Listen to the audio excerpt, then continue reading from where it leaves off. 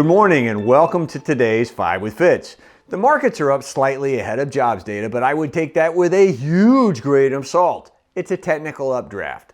Traders are simply trying to get ahead of the next move because they know they cannot afford to be caught on the sidelines any more than we can.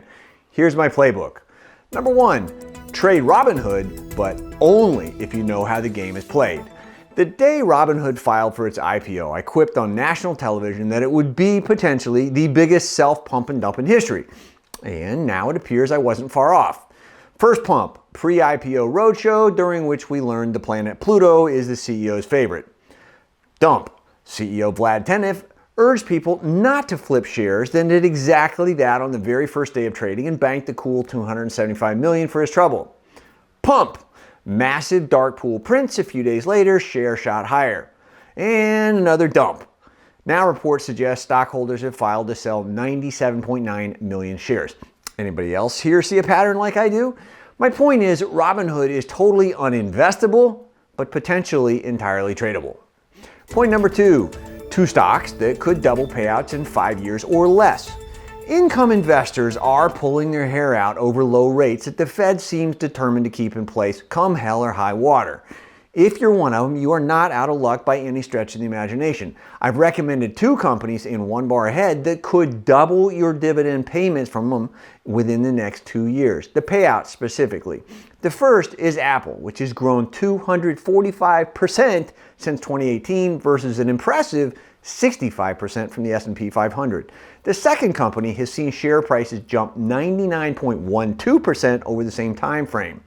The second company, by the way, I have to hold back because that'd be fair to the one bar ahead family, which pays for access to the research, but it's a global payments provider well keyed into the digital economy. Now, 2 things should jump out at you by this information. First, anybody buying the index is falling badly behind. I mean, we're talking 245 versus 65 for Apple versus the S&P 500. The best companies do not trade in line with the broader markets, but continue to plow sharply higher. And second, both companies are growing so fast that they're going to boost dividends quickly, or at least they should anyway. The fact that neither is thought of as an income stock is a bonus because they're off the radar, hiding in plain sight. Point number 3, APES, you are being heard. This caught my attention this morning. The CBOE is taking steps to fight back against dark pool abuse by creating what they call periodic auctions. Now, this model is already in use in the EU, but is going to differ slightly here in the US by including randomized auction messages and no broker preference. Displayed orders may also be a part of the process, not hidden. Now, my POV, my point of view, is very simple. The CBOE's plans are an important start in combating dark pool abuse because they could give retail investors an alternative to block trades on exchange. Now, I also like the fact that the auctions are apparently going to be triggered by market participants, not the venue. That should aid in price discovery and boost liquidity in otherwise thinly traded stocks or more volatile stocks. I've also got to believe that this is going to help reduce internalization, which is a huge part of the problem. This isn't a perfect development by any stretch of the imagination, but it's a start. 4, brace yourself if you own health insurance stocks. JP Morgan announced this morning that it's investing $50 million in Vera Whole Health, a Seattle startup just down the road that's pioneering a subscription-based model for employee healthcare. JP Morgan is going to roll it out this fall during benefit enrollment season. Point number 5, Ethereum, hard fork activated and why it matters. Now, Ethereum recently activated a much hyped move called the London hard fork. There's no new dinnerware on the table, but this is a big software in place.